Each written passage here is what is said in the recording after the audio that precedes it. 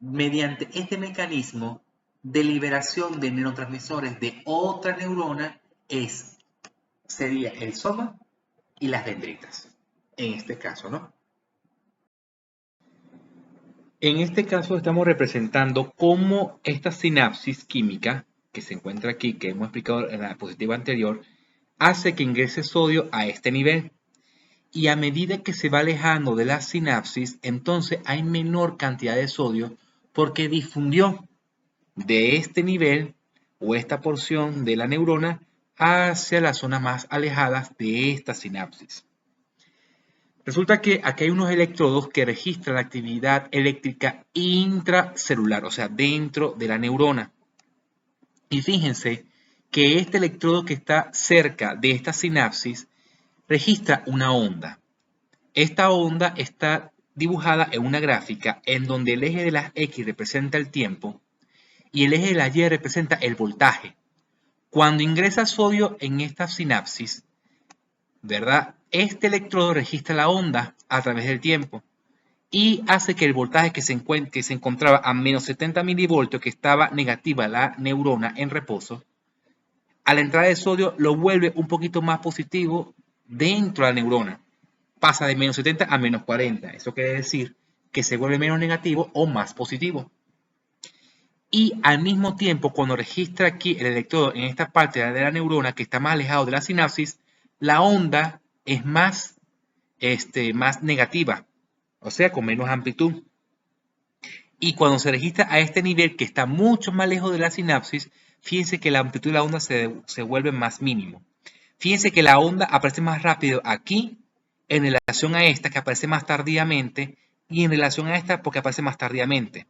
Eso quiere decir de que a través del tiempo, cuando entra el sodio a este nivel, va a difundir en primer lugar a este nivel, luego difunde a este nivel y luego difunde a este nivel. Hay que aclarar varias cosas aquí. La única manera de que este nivel, donde está más alejado de la sinapsis, representado en esta diapositiva, aumente su amplitud aquí, es que o entre más sodio a este nivel, o haya otra sinapsis o aquí, o aquí, o aquí, etc. Entonces, la única manera en que esta onda aumente su amplitud es que ingrese más sodio dentro de la neurona. Y lo hace a través, aumentando la entrada de sodio mediante esta sinapsis o la entrada de sodio mediante otra sinapsis. ¿Por qué es importante que aumente la amplitud aquí a este nivel, por ejemplo, cerca de la zona de gatillo? Porque resulta que la zona de gatillo es como el enlace entre el cuerpo neuronal y las dendritas y el axón. Y resulta que el axón viaja a otro tipo de estímulo que se llama potencial de acción. Aquí no viaja, en el axón, no viaja el potencial postsináptico excitador e inhibidor. El potencial postsináptico excitador e inhibidor es exclusivamente del cuerpo neuronal y de las dendritas, mientras que el potencial de acción se genera en el axón. Entonces digamos que el cono de arranque o el cono axónico es como la chispa, como el que transforma el potencial postsináptico excitador en potenciales de acción. ¿Ok? Eso quiere decir que si el estímulo que llega al cono de arranque no es suficientemente intenso como para transformarlo en potencial de acción, eso quiere decir que esta onda no es suficiente para generar el potencial de acción en el axón. Pero si ocurren muchas sinapsis excitadoras, no solamente esta, sino otras, o esta sinapsis es lo suficientemente intenso para entrar la cantidad de sodio adecuada, entonces esta onda se vuelve más amplia y aquí recibe la información en la zona de gatillo para transformar estas ondas, que es el potencial postsináptico excitador, en potenciales de acción en el axón. ¿Ok? Por ejemplo, en esta gráfica muestra el estímulo más intenso. Fíjate que este rayo de color rojo está más finito, ¿verdad? Y aquí no hay potencial de acción. Pero una vez que el estímulo es más intenso de esta neurona, y libera mucho más neurotransmisores que hace que entre más sodio a esta neurona, justamente específicamente en la dendrita y en el cuerpo neuronal. Fíjense que esta onda es más amplia que esta onda, o sea que es más alta y tiene mayor amplitud. Y como tiene mayor amplitud, entonces este estímulo es suficiente para que en la zona de gatillo, que sería me transforme el potencial postsináptico excitador en potencial de acción. Fíjate que tengo un rayito aquí en el axón, cosa que no está aquí. Eso quiere decir que el estímulo a este nivel fue suficientemente alto para transformar esa energía eléctrica con respecto al potencial postsináptico excitador en potencial de acción. ¿Ok? Y por último, para que se haga más fácil el estudio, fíjense que aquí tenemos una línea discontinua horizontal. Este sería el umbral por el cual el potencial postsináptico excitador que se encuentra en la zona de gatillo debe de alcanzar para transformar el potencial postsináptico excitador en potencial de acción. Fíjense que esta onda no llega al umbral, por ende no hay potencial de acción. Pero como esta onda es más amplia y se alcanzó el umbral, ¿verdad? Entonces quiere decir que aquí se generó el potencial de acción. Y esta onda más amplia se formó gracias a que este estímulo en esta sinapsis se generó con mayor intensidad y liberó más el neurotransmisor excitador. Entonces, ¿cuál es la diferencia entre el potencial postsináptico excitador y el potencial de acción? Les comenté que en el cuerpo neuronal y en las dendritas genera el potencial postsináptico excitador e inhibidor. Me interesa el excitador en este contexto porque es lo que va a generar el potencial de acción y esa es la manera por la cual una neurona transmite la información desde el punto de vista eléctrico.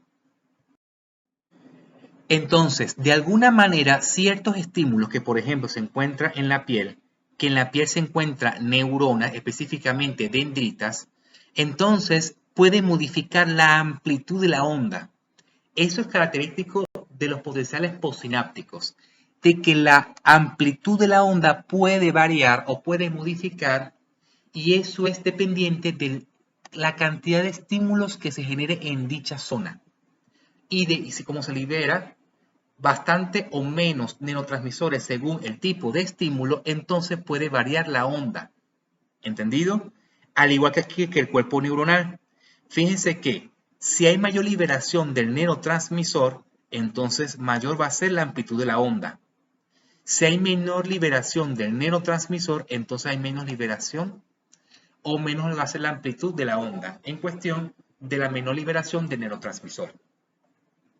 ¿Qué pasa con el potencial de acción? No modifica la amplitud de la onda. Se llama que es el fenómeno del todo o nada. O se genera la misma amplitud de la onda o no se genera el potencial de acción.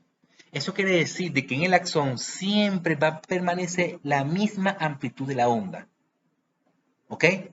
Mientras que el potencial postsináptico puede modificar la amplitud de la onda o en mayor amplitud o en disminución de la amplitud.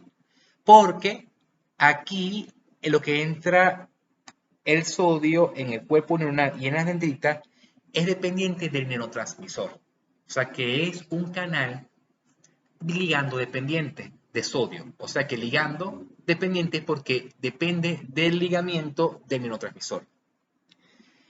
Resulta que cuando se genera el potencial de acción en el axón, no hay canales ligando dependientes, sino canales voltaje dependiente. ¿Qué quiere decir eso? Que la única manera de que se abra el canal de sodio, por ejemplo, aquí en el axón, es que haya diferencia de voltaje. Y lógico, porque cuando llega en la zona de gatillo, ¿verdad? El potencial postsináptico excitador a una onda suficiente, a un umbral suficiente para que genere el potencial de acción, ¿sí? En la zona de gatillo, obviamente allí es un estímulo de tipo eléctrico del potencial postsináptico excitador por la entrada de sodio. Y eso hace de que en la zona de gatillo se abran canales de sodio, pero no dependientes del neurotransmisor, sino dependientes del voltaje. ¿De cuál voltaje? del voltaje que se generó en el potencial postsináptico excitador. ¿Ok? Entonces, en las proteínas de transmembrana de canales va a depender de su ubicación en el axón, prácticamente. Quiere decir de que los canales de sodio que se encuentran aquí en las dendritas y en el axón son canales de sodio ligando dependientes, porque dependen de un neurotransmisor para que abra ese canal. Pero en la zona de gatillo y en el axón hay canales de sodio voltaje dependiente. ¿Por qué? Porque depende del cambio de voltaje del potencial postsináptico excitador que se generó en otro sitio, bien sea dendrita o el cuerpo neuronal, para que se genere el potencial de acción, el fenómeno del todo o nada, o sea, de la misma amplitud. Entonces, otra pregunta se surge aquí en esta diapositiva.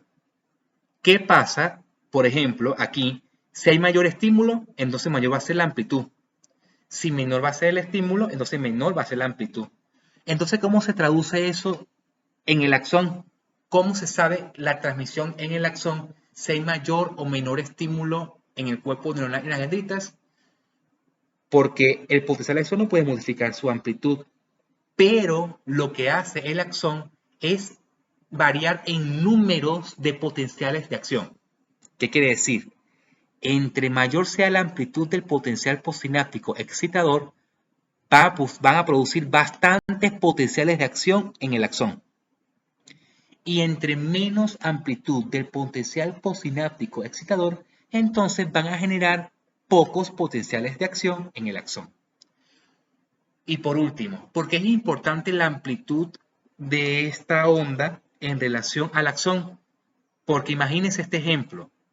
Si este instrumento ejerce presión en el dedo, ¿verdad?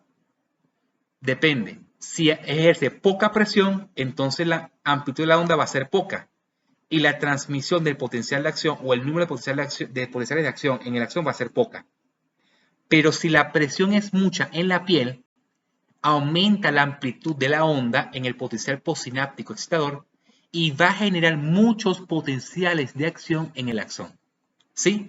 Y de esa manera la neurona sabe, dependiendo del estímulo que le llega, si enviar mucha información o poca información hacia otras neuronas o hacia una neurona con respecto a otra estructura anatómica o más que todo el tejido, bien sea muscular, por ejemplo. Entonces aquí en esta diapositiva, aquí tenemos el cuerpo neuronal, aquí tenemos las dendritas, aquí tenemos tres sinapsis, fíjense, tres sinapsis químicas, este es de una neurona, este es de otra neurona y este es de otra neurona. Aquí tenemos el cono axónico o el cono de arranque y este sería el axón. Fíjense que el signo más representa que esta neurona y esta neurona y esta neurona son neuronas que liberan neurotransmisores excitadores. Quiere decir de que si esta neurona y esta neurona se activara, por ejemplo, es mayor la probabilidad de que en la zona de gatillo transforme el potencial postsináptico excitador en potenciales de acción. Pero la cosa se vuelve más compleja si, por ejemplo, en esta neurona libera neurotransmisores inhibidores, o sea que me apaga la neurona, y estas dos neuronas son excitadoras. Entonces, dependiendo a través del tiempo de quienes se activen, hacen como una sumatoria en promedio de todas las sinapsis que recibe esta neurona para que al final se genere una onda aquí en la zona de gatillo